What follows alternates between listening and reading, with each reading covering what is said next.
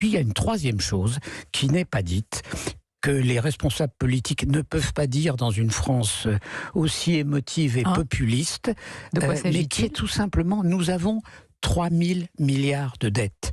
Nous vivons à crédit. Nous vivons en payant des taux d'intérêt incroyablement bas, c'est-à-dire très proches de ceux de l'Allemagne.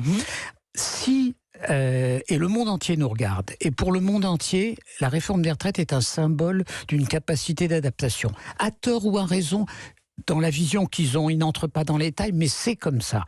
Si on ne fait pas cette réforme, notre taux d'emprunt augmente par exemple de 1%. 1%, je vais vous faire le calcul.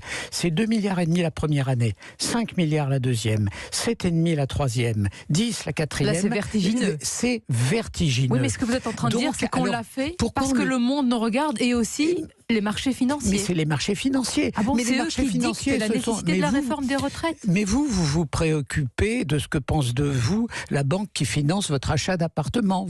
Bon, eh bien, nous vivons dans cette situation-là.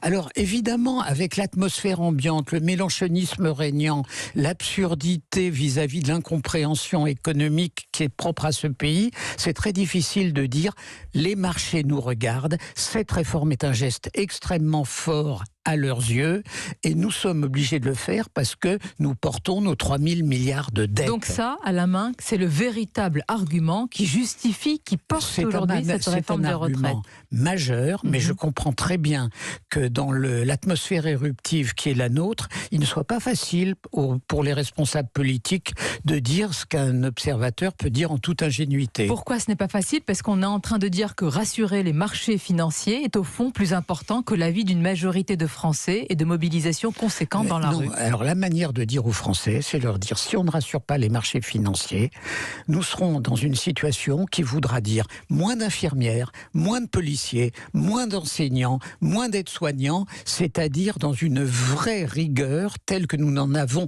pas connue depuis les plans de rigueur d'il y a 30 ans. Bon, ça c'est la vérité.